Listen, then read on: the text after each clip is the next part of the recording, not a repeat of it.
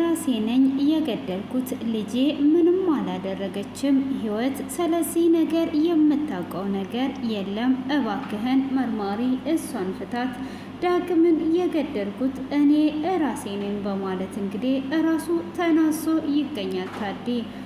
ሆኖም በባለፈው ክፍል ላይ እንግዲህ ሊና ህይወት ላይ ጥቃት ልታደርስ ስትል ነበር ክፍሉ የተጠናቀቀው። ሆኖም ቢላ በመያዝና እዛ ውስጥ በመግባት ህይወትን ለመግደል አቅዷል። ሊና ብትገባም ልትገላት አልቻለችም። ሆኖም እዛ ውስጥ ያለች አንድ መልካም እህት ነበረች።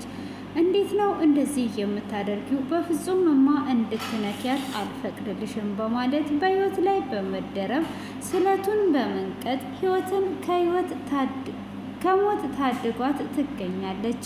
ሆኖም እንግዲህ ህይወትም እጅግ በጣም በመፍራት መጀመሪያ ላይ ሊናን አላወቀቻትም ነበረ።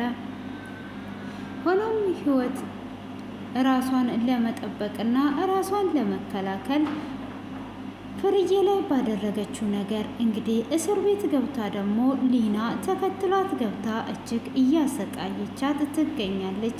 ሊናም እንግዲህ እሷኑ ለማጥቃት ከሮቤል አባት ጋራ በመስማማት አውቋ ስልክ እንደዘረፈች ሆኗ ወደ እስር ቤት ገብታለች። ይህንን ሁሉ ያደረገችው እንግዲህ እሷን ለማጥቃት ወስኗና አስባ ነበረ። ሆኖም ግን አልተሳካላትም።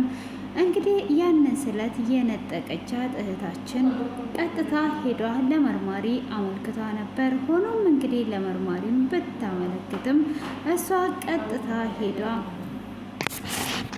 ቶሎ ብላ ከጓደኞቿ ጋር በመተባበር እኔ ይሄንን ነገር አላደረኩኝም ለማለት ቀጥታ ህይወት ጋር ሄዷ ቢላውን ታስቀምጣለች። መርማሪውም እንግዲህ ወደ ህይወት ጋር ሲጠጋ ቢላ እዛ ውስጥ ነበረ። ይሄ ቢላ ምን ሊያደርግልሽ ነው ይዘሽ የመጣሽው? ጭራሹኑ እዚህም የሰው ህይወት ለማጥፋት ሞክረሽ ነው አስበሽ ነው የመጣሽው በማለት እንደውም እስሯን ይጨምርባታል።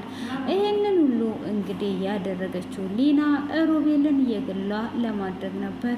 ሆኖም እንግዲህ ሊና እጅግ በጣም እንደዛ ክፋትንም ብታደርግ ህይወት ምንም ላይ አልደረሰችም።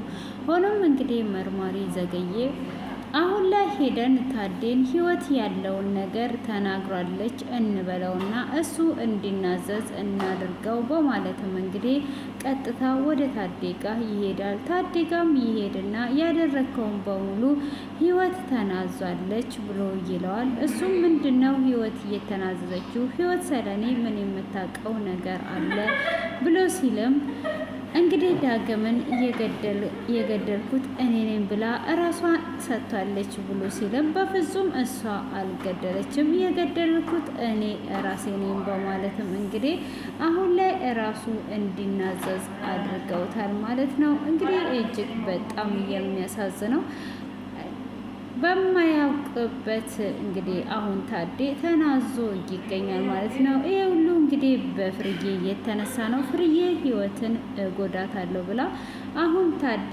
እንግዲህ ፍርዱን ለመቀበል ዝግጁ ሆኗል። ሆኖም እንግዲህ ዘገየ ያንን ካወጣጣውም በኋላ ህይወት ስለዚህ ጉዳይ ምንም ነገር እንደማታውቅ ህይወት ምንም ነገር እንዳልተናገረች ይነግረዋል። እሱም ታዴ እንግዲህ እጅግ በጣም ይደነግጣል ማለት ነው። ማለት እዚህ ጋር የደነገጠበት እሱ ደብቆ ሊቀመጥ ነበረ። እንግዲህ ከእስር ቤት በዳግም ሊወጣ ነበር ያሰበው። ሆኖም ግን እሱ እንደዛ ሊወጣም ቢያስብ ህይወትን እንግዲህ ለመውጣት ቢያስብም ህይወት ልጅ ራሷን ሰጥታለች አሳልፋ ስላለው ነበር እንግዲህ እሱ ቶሎ ብሎ ራሱን አሳምኖ እንትን ያለው ማለት ነው። እኔ ራሴ ነኝ የገደልኩት በማለት እንግዲህ ተናግሯል። አሁን ላይ እንግዲህ ደመኛውም ወደ እስር ቤት በመጠራት ጥያቄ ቀርቦለታል ማለት ነው። እንግዲህ የጎዱትን ሰዎች ዳግምን የገደለውን ሰው እንዳገኘም ይነግረዋል ማለት ነው። እንግዲህ እንዳገኘም ምንድን ነው እየተፈጠረ ያለው በማለትም እንግዲህ ለምን ጠራኸኝ? ምን አዲስ ነገር አለ ብሎ ሲለውም ዳግምን እየገደለውን ሰውዬ አግኝተነው እስር ቤት አስገብተነዋል። ስለዚህ አሁን ካንተ ጋር ያለውን ነገር ማወቅ እንፈልጋለን ብሎ ይለዋል። አንተ ጋር ምን አይነት አዲስ ነገር አለ በማለትም እንግዲህ እየጠየቀው ይገኛል። ደበኛውም እንግዲህ አሁን ላይ ደስተኛ ሆኗል። እንግዲህ ገዳዩንም በእጁ አስገብቷል ማለት ነው። እንግዲህ ቤቱን በሙሉ እንዳቃጠለ ደግሞ ይሄ ነገር እንግዲህ ቀስ እያለ ነው የሚወጣው። ዘገየም እንግዲህ ይሄንን ነገርማ ለብቻው አላደረገም። ይሄንን ነገር ሲያደርግ ሌላ ሰው አብሮት ሊኖር ይችላል። ስለዚህ መርማሪው ደግሞ ስለዚህ አሁን አንተ ከማርታ ጋራ የፍቅር ጨዋታ ጀምራችኋል አይደል? እንግዲህ ማርታ አሁን ፍቅር ላይ ስላለች ምንም ነገር አትደብቅም። መጀመሪያም እንግዲህ ወንድሟ ስለሆነ ነው የደበቀች። ስለዚህ ሁሉንም ነገር ስለምትነግር ምንም ነገር እንዳታስብ ትነግርሃለች። ይህንን ነገር ተጠቀሙበት ብሎ ይላል። መርማሪውም እንግዲህ እንደዛ ሲለው ዘገዬም በዚህ አይነት ይስማማል ማለት ነው። እንግዲህ እዚህ ጋር ዘገዬ ማርታን እንግዲህ ስለሚያፈቅራት ማርታ ወንድሟን አሳልፋ ሁሉንም ነገር ትነግረኛለች ብሎ ነው ያሰበው። እንግዲህ ያንን ነገር በምትነግረውም ሰዓት ሁሉም ነገር እንዴት እንደሚሆን ለማየት ነው። እንግዲህ ያንን ነገር እሷ ብትነግረውም ሁሉንም ነገር ብትነግረው እንኳን ምንም ነገር የሚለወጥ ነገር አይኖርም ማለት ነው። ሆኖም እንግዲህ እዚህ ጋር መርማሪው እንግዲህ አሁን በፍቅር ተጠቅሞ ማርቲን ቢያወጣጣት አብራ የነበረችው እንግዲህ ሁሉንም ነገር ከወንድሟ ጋር ያደረገችው ማርቲ ናት። ማርቲ እንግዲህ እጅግ ወንጀለኛ ናት በአሁን ሰዓት ላይ ማለት ነው። እንግዲህ በዚህን ሰዓት እሷን ወደ እስር ቤት ይወስዳታል ወይስ አይወስዳትም የሚለውን እንግዲህ እጅግ ነው ገና የምናየው። የሚገርመው የሚያጓጓውን ፓርቲ ያ ነው ማለት ነው። ሆኖም እንግዲህ ታዴ እንደዛ ካመነ በኋላ ያንን ነገር ለማድረግ እየተስማሙ ይገኛሉ ማለት ነው። እንግዲህ ያንን ለማድረግ እና እሱን ወደ እስር ቤት ለማስገባት እየተስማሙ ሳለ እንግዲህ ያንን እያወሩ ባሉበት ይመጣል ማለት ነው አቶ ዳግም ማለት ነው። ዳጊ እንግዲህ ከአዲሷ ጋራ ይመጣል። እሷም እንግዲህ በህይወት ላይ ጉዳት ሊያደርሱባት እንዳሉ እና ስለት ይዟ እንደገባች ትናገራለች። ሊና የምትባለው መርማሪው እንግዲህ ወደ ውስጥ ገብቶ ጭራሹኑ እዛ ወንጀል ሰርተሽ መግባት ሳያንስሽ ስለት እንዴት ይዘሽ ነው የገባሹ በማለትም ሲጠይቃት ነበረ። እሷም እንግዲህ ስለት ይዤ አልገባውም፣ ስለት ይዤ እንዴት እገባለሁ? ስለት ይዛ የገባችው ህይወት ናት በማለት እንግዲህ ህይወትን አሳልፋ ትሰጣለች። እንግዲህ ስለቱም ሲታይ ከህይወት ቦርሳ ውስጥ ነበረ የተገኘው ማለት ነው።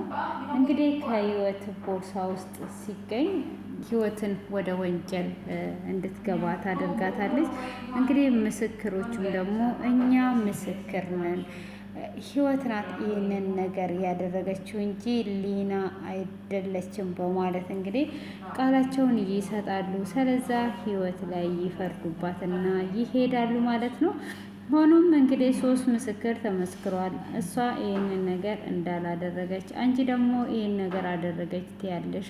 ማንን ነው የምናምነው? 3 ምስክር ያለበትን ነው። ስለዚህ ነገ ፍርዱ ሲመጣ ነው እናንተ በተናገራችሁት የሚሆን ወይም ደግሞ የሚቀየር ነገር የለም በማለት እንግዲህ ይነግራታል ማለት ነው። እሷም እንግዲህ እንደዛ በሚነግራትም ሰዓት ነው እንዴ እንደዛ ከሆነ እሺ በማለት እንግዲህ ምንም ነገር ሳታደርግ እየተናደደ ትሄዳለች። ሮቤልም እባክህ ህይወት እንደዚህ የምታደርግ ልጅ አይደለችም፣ ስለዚህ እንድትወጣ ብሎ ይለዋል። እሱም ህግ ነው የሚፈርደው እንጂ አንተ ስላልክ ምንም የሚለወጥ ነገር የለም በማለትም እንግዲህ እየተናገረው ይገኛል ማለት ነው። ሆኖም እንግዲህ መርማሪው በዚህ አይነት ሁኔታ ቢናገረውም ለምንድን ነው ሄደን በሽማግሌ የማንፈታው እርቅ እንዲሆን ብላ ትለዋለች። ሮቤልም እውነትሽን ነው፣ እስቲ ስልክሽን ስጭኝና ያለውን ነገር እናወራለን ብሎ ይላታል።